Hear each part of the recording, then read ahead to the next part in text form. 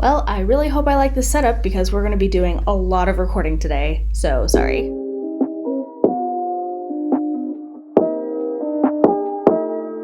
Hey everybody, and welcome back to my channel, and today we're going to be doing another 3-month wrap-up because I always forget to do these. I'm sorry, but thankfully, toward the end of last year, I didn't actually read a whole lot of books. So, yeah, this is gonna be relatively short. I will try to make this as concise as possible, but yes, we are doing November, December, and January 2020. Where did I put my notes? So the first book that I read in November was The Diviners, which I gave 4 stars to, and this is a alternate history, fantasy, horror type book set in the 1920s. It is the roaring 20s, the height of all the glitz and glam of that era, and I feel like it did a really good job of capturing some of that romanticized feel that we has persisted into our history. We get a pretty interesting cast of characters who I pretty much enjoyed. I mean, they're all very young, they're in their teens.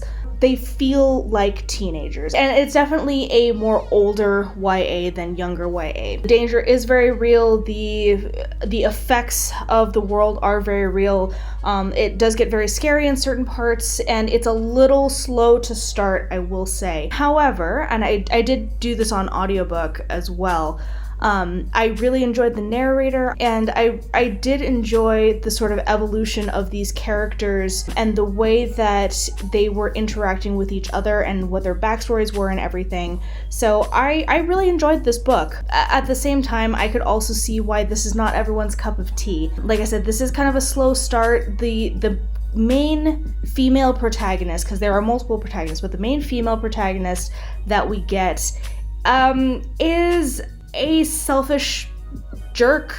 She's not a very likable character, especially first off, and that I could see being very off-putting. However, if you are willing to power through that, I think I would recommend this. There are really interesting things that happen.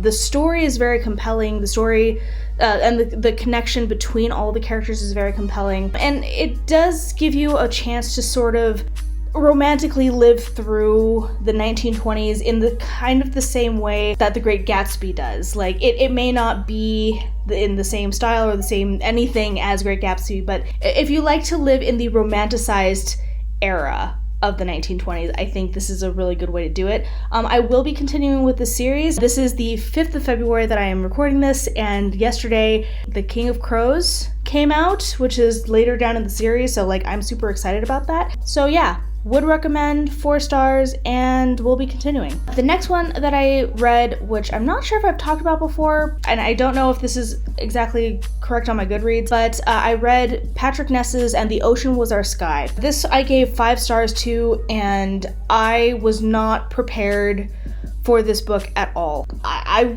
wasn't even sure what I was getting myself into. It just looked really good, and I forgot what I read on the synopsis, but it looked good enough, and I think I need to actually get this as a physical copy. I believe that this is an illustrated book. Like, I mean, obviously it's mostly text, but there are illustrations that help you sort of understand what's going on in the world. I am not 100% sure if I truly understand from the audiobook, like, in my head, what is making sense. This is about a pod of whales. The protagonists are all whales who have the ability to speak with humans. Much like the title says, the ocean was our sky, so I thought that we were talking about, like, a feeling of flying, like, through the water, but apparently if this is our ocean, and this is all the air, this is where the whales are. And I don't quite know how that all works, or what, or why. I don't get it, but I went with it, and I'm so glad that I did, because it is such an emotional tale. Again, I was not prepared for this at all. I cried so much, especially toward the end, but it's It's like, there's so much. I don't even know where to begin with this. This pod of whales they're hunters, really. They hunt humans much the way that humans have hunted whales for, hundreds of years, but they're in the sky.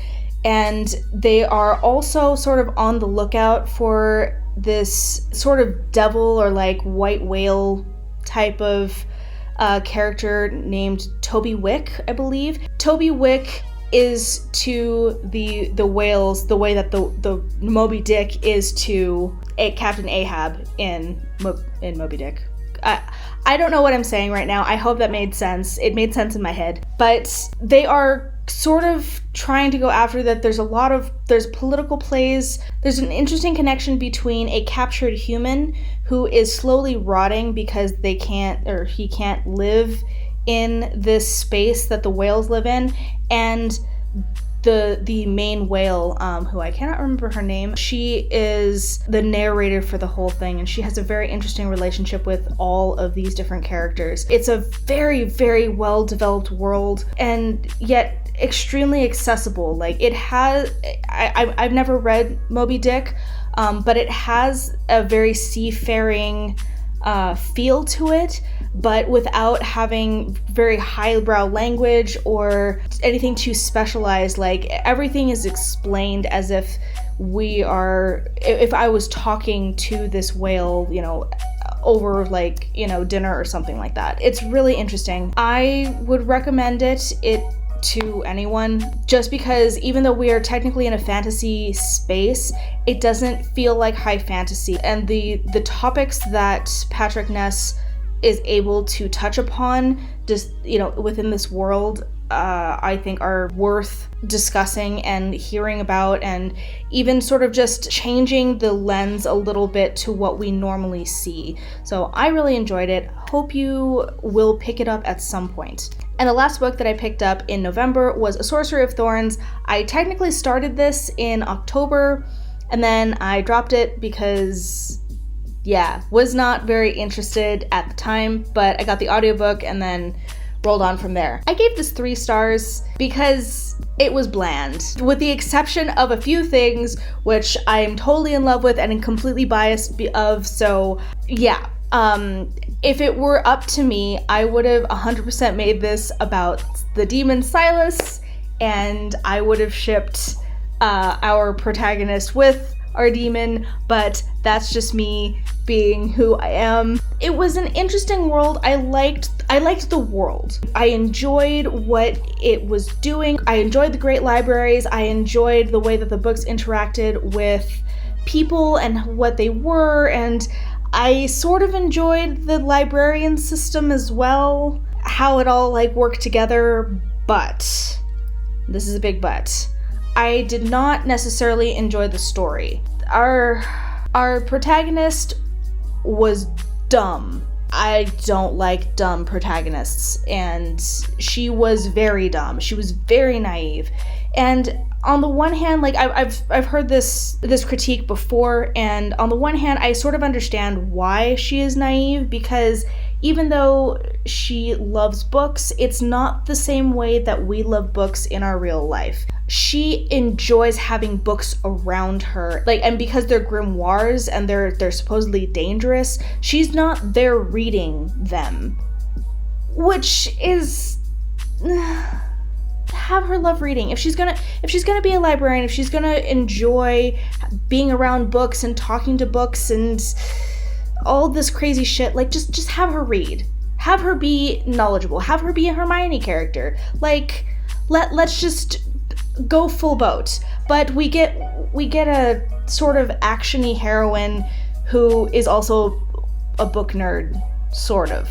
And that's where I have a huge problem with her, and a big problem with this world as well. That said, I still gave it 3 stars. It was enjoyable enough. I feel like this was a palate cleanser kind of book, and it for me, it came really good after The Ocean Was Our Sky, because that was heavy and wonderful, but heavy. So yeah, that was Sorcery of Thorns, and I honestly forgot that I'd even read it, because it made such little impact on me. I think that if you enjoy YA, if you aren't really picky, if you just need sort of like a palate cleanser, this would be something to read. If you're looking for anything that's spectacular, if you're looking for, you know, a really good YA that's really going to stick with you or anything, I don't know if I'd recommend this for you, but it wasn't a bad book.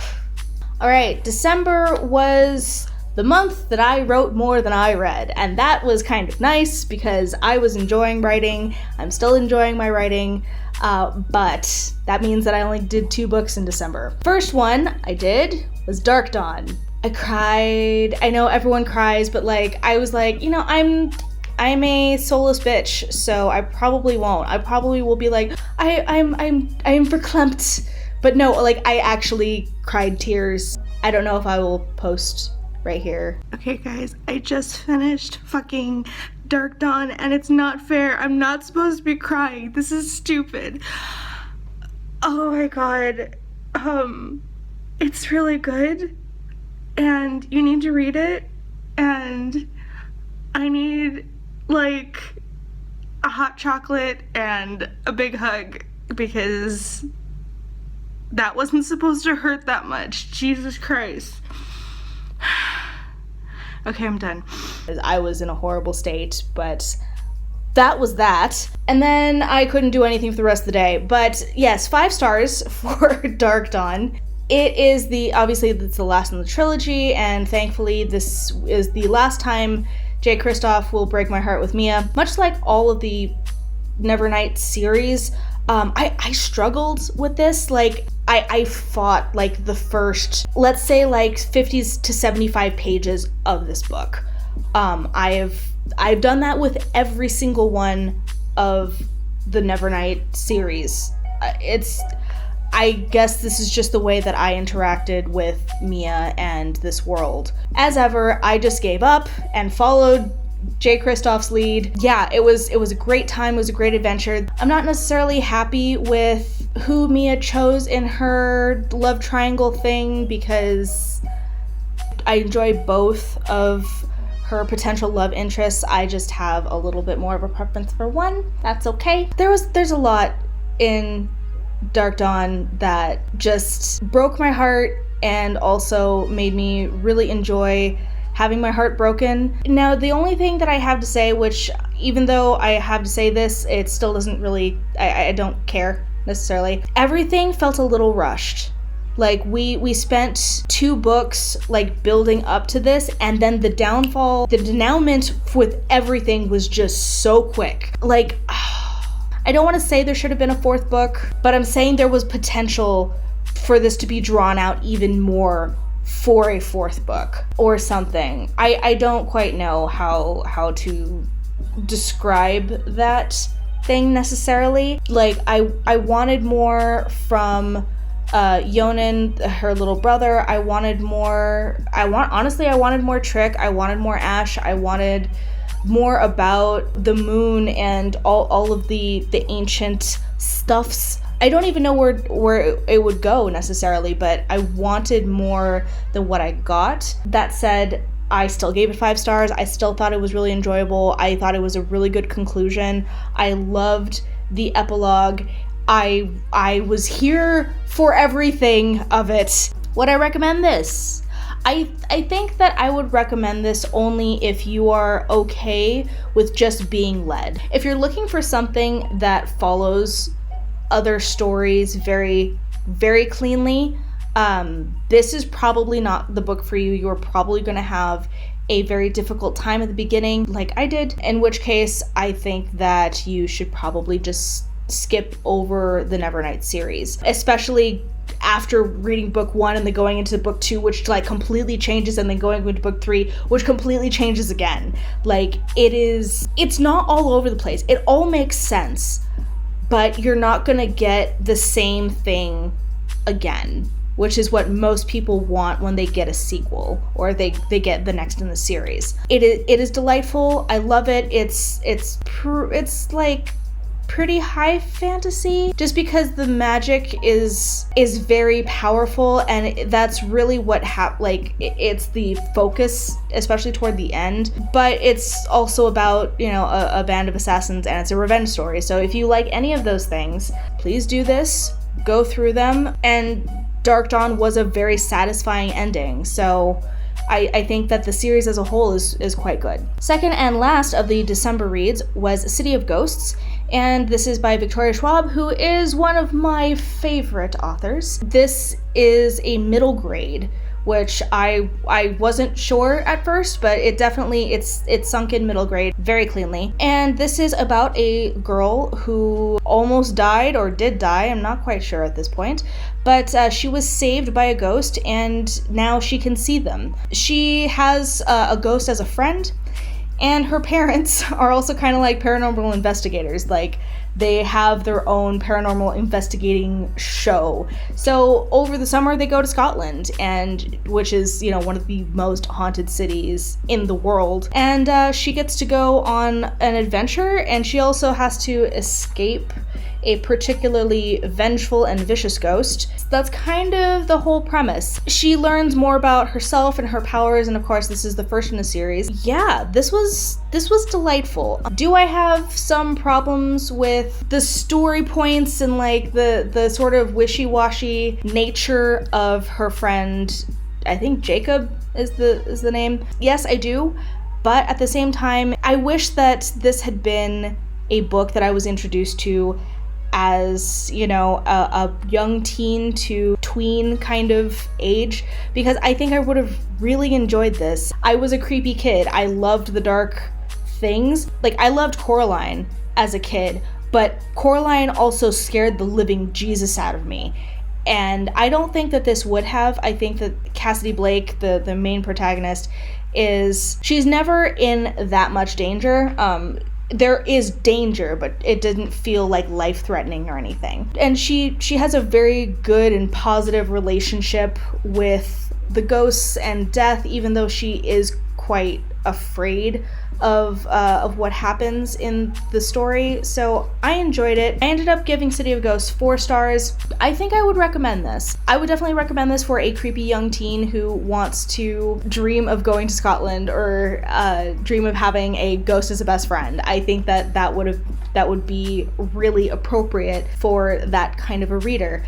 As an adult, this was fun and it was light, and I could also see why some adult readers would not enjoy this, because it's not meant for us. It's not written for us. That being said, the writing is very clean. The descriptions are something that I think is very accessible, even if they're not necessarily accurate or super like in-depth descriptive. But again, that's not the point. It's middle grade. You're not supposed to have that kind of a writing style. Yeah. That's it for December.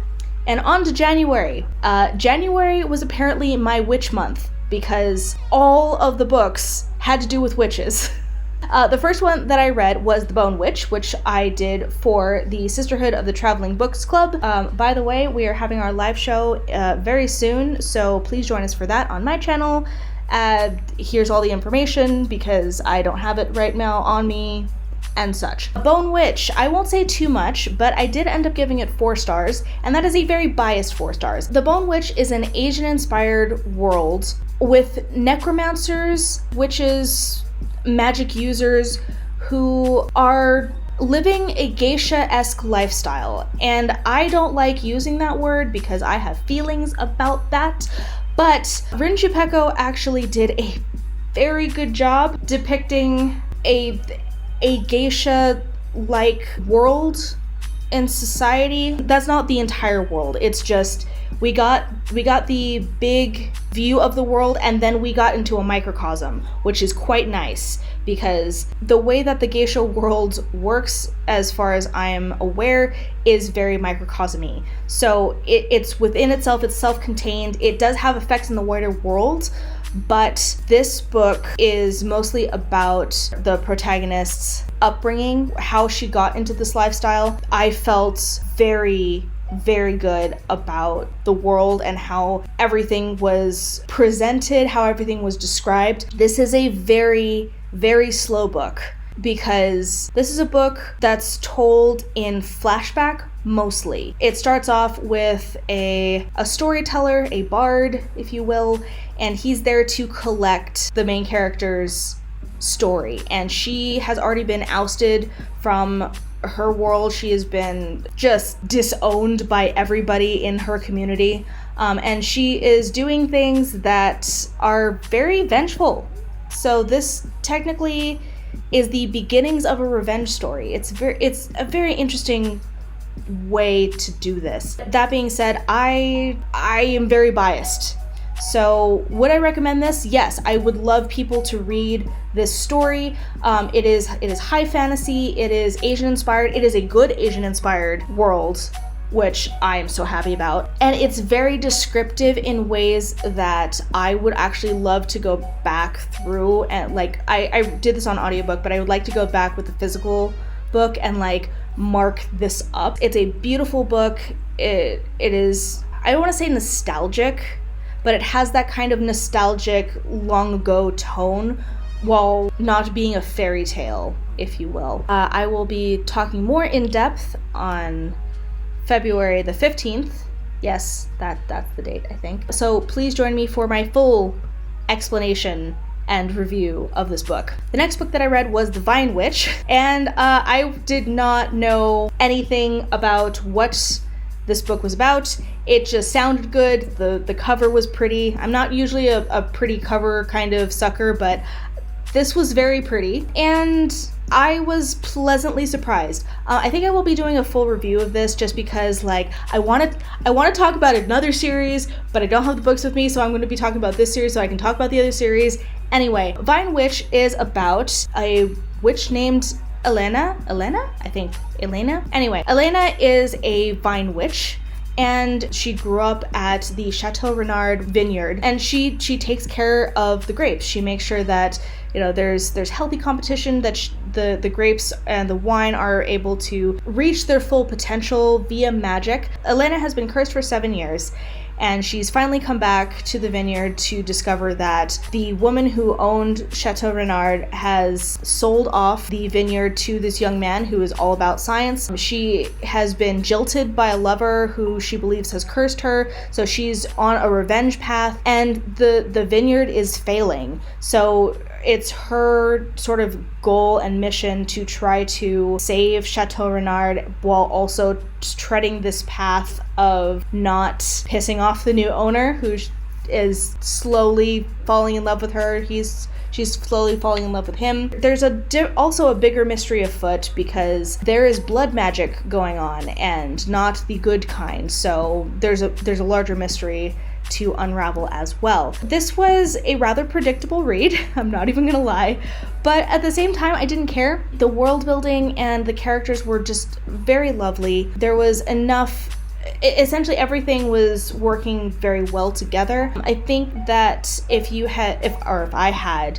read the synopsis, especially the one that's on Goodreads right now, before reading this book, I may have been extremely disappointed and I would have been extremely pissed off. But going in with no expectations and open eyes, this was a very enjoyable read. I really liked it, and I would recommend it. I would not recommend you knowing much about, you know, what the pitch point is before going into it, but it was quite light. It was kind of a palate cleanser. I don't know if I will remember this in 3 months' time, but I think I will remember this book very fondly. And the last book for this wrap up is The Sea Witch, because yes, The Sea Witch. Gave it 4 stars. Honestly, wasn't sure if I was gonna like this because, first off, I don't like The Little Mermaid. And this is definitely a retelling of The Little Mermaid, sort of, or at least that's what I was under the impression of. This is an origin story for the sea witch in The Little Mermaid, and I didn't quite realize that until a lot later. If you aren't looking to be shocked by anything, if you don't want to be taken on an adventure, really, this is probably the book for you, because it's a story in which there is a lot of romantic and teen drama that's caught up in memory and loss, regret and revenge. And that's kind of a weird conglomeration of things to put into one, but it makes sense in context. We get half of this in flashbacks or memories. It was 4 years prior, I think 4 years prior, and then getting the pieces of the puzzle of why these characters have come together, why they're friends, why they keep being friends, what they've lost, and what they hope to gain. There is a very big classist tone within the story, which is fine because it seems to be rooted in more of a historical context, even though there definitely is weird magic. Mermaids exist, and it's sort of taken for granted that mermaids exist. This is rooted in a particular culture, so we're not going to be looking at a very diverse cast or anything like that. The twist surprised me, and I was a little upset about it, but at the same time, like, it all made sense, and it was one of those moments where you start to look back and things start to line up in a different way, and it's quite nice. I think it was a very well structured book. I also really enjoyed the ending. I liked where it went and where it was leading, but I don't think that I will be continuing with this series. The next is, I think, Sea Witch Rising. I feel like this should have been a one-off. This is a self-contained novel. Someone will have to really work hard to convince me to pick up the next in the series, just because, like, I think this was perfect the way that it was, and there's really nowhere for this to go. Mostly because after we get to the end, and we get the entire origin story, like, we know what happened. We know the story of Little Mermaid. We know what happens, so there's no reason for me to continue. That said, I don't know. If you have any opinions about Sea Witch Rising, please leave them in the comments below, and try to convince me to pick that up. So there we are. So yeah, I think that's everything. I feel like I had a pretty good 3 months. I have been very picky about what I want to read. Like, if I'm not dying to read it, I haven't been reading it, and that has made for very satisfying reading, so I'm quite happy about that. Yeah, let me know what you think. I'm sorry for having another 3-month wrap up because I'm dumb. Hopefully you enjoyed this. And yeah, thank you so much for watching. If you liked this video, please give it a thumbs up and hit the subscribe button and the notification bell down below if you haven't already, for content that will be better than this. I will hopefully start doing this once a month so that I don't have to, do this catch-up thing again. Just to let you know, Always is out on sale right now. I'm so happy. I nearly vomited yesterday out of excitement because it was out.